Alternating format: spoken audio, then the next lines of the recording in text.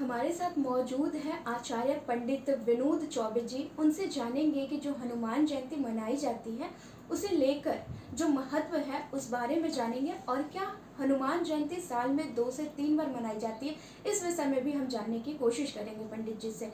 नमस्कार, आप देख रहे हैं भरोसा 24, सच्ची बात भरोसे के साथ। तो पंडित जी, आपका बहुत बहुत पहले तो स्वागत है हमारे चैनल में। और पंडित जी, ये बताइए, जो हनुमान जयंती मनाई जाती है तो वो उसके महत्व के बारे में हमारे दर्शकों को बताइए, और क्या ये साल में 2 से 3 बार मनाई जाती है? देखिए साधना जी, सर्वप्रथम आपके सभी दर्शकों को बहुत बहुत बधाई, शुभकामनाएं। श्री हनुमान जयंती वास्तविक में अंजना जी के गर्भ से सुमेरु पर्वत पर हुआ था, और उनके जन्म के बारे में, चूँकि उस समय सुमेरु पर्वत के आसपास में कोई ऐसा ऋषि महर्षि अथवा अन्य कोई व्यक्ति नहीं था जो कि उनके वास्तविक जो है जन्म की तिथि को सुनिश्चित कर सके। लेकिन जब जन्म के काफी दिन के बाद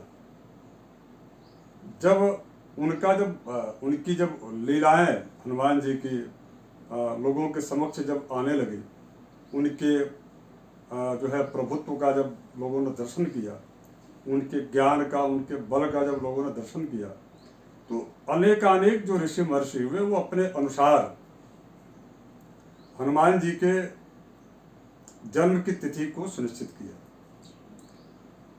चूंकि आपका प्रश्न बड़ा उत्तम प्रश्न है कि साल में कई बार हनुमान जी की जयंती मनाई जाती है, और ये जो है उसी का एकमात्र द्योतक है। चूंकि विशेष करके चैत्र माह के शुक्ल पक्ष की जो पूर्णिमा जो तिथि है, यानी कि जो 2 तारीख को हनुमान जयंती है, उस दिन विशेष रूप से इनकी जयंती का उत्सव लगभग पूरे देश में मनाई जाती है। यानी कि इसका अधिक प्रचार है। उसके पीछे कारण क्या है? एक बहुत ही प्रसिद्ध रामायण है, आनंद रामायण। उस आनंद रामायण में हनुमान जी के 2 अलग अलग जन्म तिथि के बारे में बताया गया। उसमें उन्होंने चैत्र पूर्णिमा की भी बात की, और उसके बाद तीसरा तंत्र सार में भी इसका वर्णन आता है, जो कि चैत्र पूर्णिमा की ही बात की पुष्टि होती है।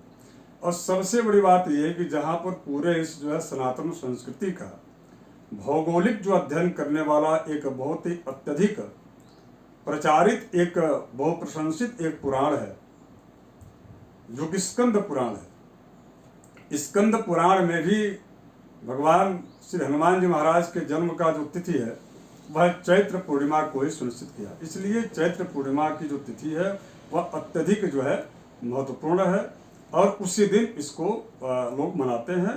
बाकी इसके अतिरिक्त एकादशी को भी मनाया जाता है, और कार्तिक जो है कृष्ण पक्ष की चतुर्दशी यानी कि दीपावली की एक दिन पूर्व भी भगवान हनुमान जी के जन्म की जो है जयंती मनाई जाती है। तो पंडित जी, जैसे हनुमान जयंती के अवसर पर क्या राशि वालों के ऊपर भी, मतलब जो राशि के वर्ग के लोग रहते हैं, क्या उनके ऊपर किसी तरह का कोई प्रभाव पड़ता है, जैसे अच्छा बुरा? तो ये हमारे दर्शकों को भी ये भी बताइए। जी बिल्कुल साधना जी, देखिए हनुमान जयंती की उपासना एक ऐसी उपासना है जिसमें किसी भी प्रकार की मनोकामना हो, उसकी पूर्ति के लिए यदि थोड़ा भी कुछ किया जाए तो उसका फल मिल जाता है। इसलिए हर राशि वालों जो लोग हैं उनको ये रहता है कि भाई हमारी राशि के अनुसार क्या पूजा होना चाहिए।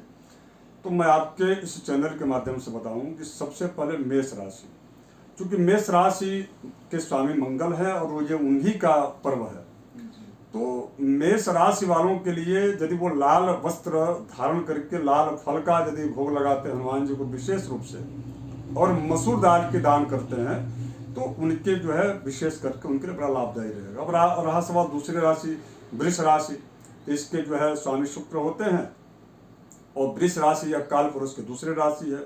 जिसके घर में थोड़ा भी यदि कहीं कलह चल रहा हो, ऑफिस में चल रहा हो, अथवा उसके जीवन में कोई संकट या ऐसा कोई दिक्कत चल रही है, तो उनको जो है 100 बार 7 बार पाठ कर, जो ये कहा गया है, हनुमान चालीसा का पाठ करके देसी घी, गुड़ और शहद, इन तीनों चीज़ों से यदि वो हवन करता है तो, और 100 बार पाठ हनुमान चालीसा करता है, तो उसके सभी संकट जो है वृष राशि वालों के कट जाते हैं।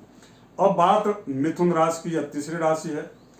तीसरी राशि मिथुन राशि के स्वामी चूंकि बुध है और एक काल पुरुष में जो है पुरुषार्थ का जो है पराक्रम का कारक जो ग्रह है, तो निश्चित रूप से बौद्धिक क्षमता जब तक नहीं होगी तब तक किसी भी प्रकार के फल की प्राप्ति नहीं होती है। तो बुध के लिए जो है जिनकी राशि मिथुन है उनको करना ये चाहिए कि उनको मेवा का भोग लगाना चाहिए, साथ ही साथ में जो है पान के पत्ते पर जो है मेवा रख करके यदि भोग लगाते, कपूर की आरती करते तो बहुत अच्छा रहेगा।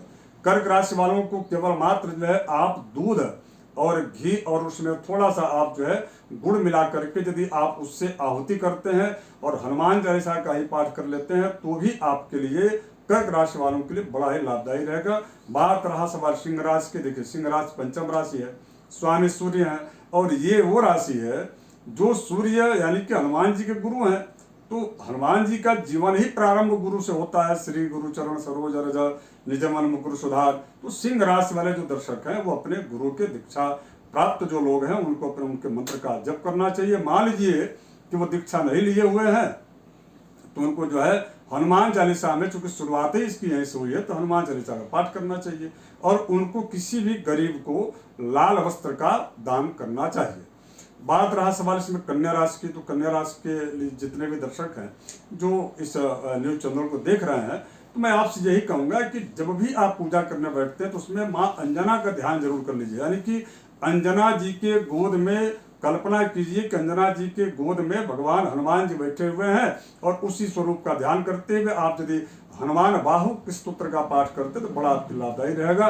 तुला राशि सातवीं राशि है दर्शकों, सातवीं राशि आप कभी भी भूल करके भी आप जो है सफेद चावल न चढ़ाइएगा, लाल चावल चढ़ाइए अथवा पीला चावल मांगलिक होता है उसको चढ़ाइएगा, इसका जरूर ध्यान रखिएगा। बाकी जो सामान्य पूजा की परंपरा है उसका आप निर्वहन कीजिए।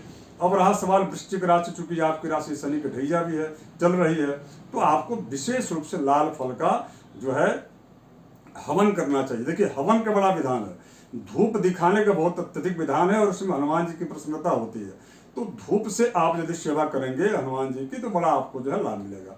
बात करूं यदि धनु राशि, तो धनु राशि यह देवगुरु बृहस्पति की राशि है, हनुमान जी ज्ञानी है। जो भी दर्शक जिनके बच्चे पढ़ रहे हों अथवा जो बच्चे स्वयं इस कार्यक्रम को देख रहे हैं उनके लिए आप सरस्वती जी के मंत्र का भी जरूर जाप कीजिएगा।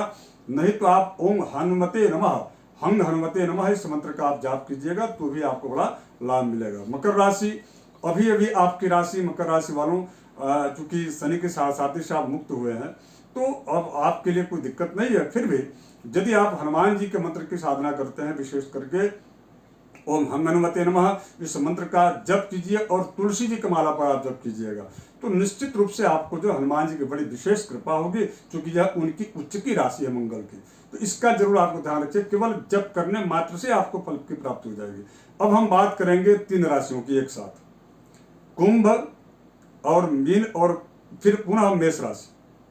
कुंभ मीन ये दोनों राशियां शनि की साथी से प्रभावित हैं और मेष राशि के लिए प्रथम संचरण में यह शनि के साथी चल रहा है। तो तीनों राशियों के लिए आप सभी जितने भी दर्शक हैं आप सभी जो है हनुमान जी का एक लाल कपड़ा बिछा करके और घी का दीपक जलाइएगा। अच्छा हाँ, देसी घी जो है घर का यदि निकाला गया हो तो ज़्यादा जो है अच्छा रहेगा। यदि हम मार्केट से घी लेते हैं तो थोड़ा देख करके लें, कहीं उसमें चूँकि गाय के बड़े प्रिय हैं हनुमान जी, गौ सेवक हैं हनुमान जी, तो उनके द्वारा गाय को कहीं हानि न पहुंचता हो, इस प्रकार से शुद्ध देसी घी घर का निकाला हुआ उसको लेकर के घी का दीपक जलाएं और घी के दीपक में पीली सरसों जरूर डाल लीजिएगा।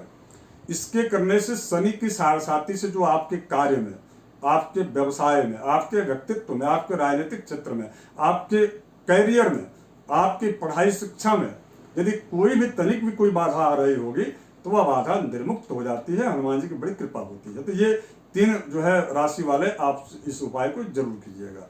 धन्यवाद।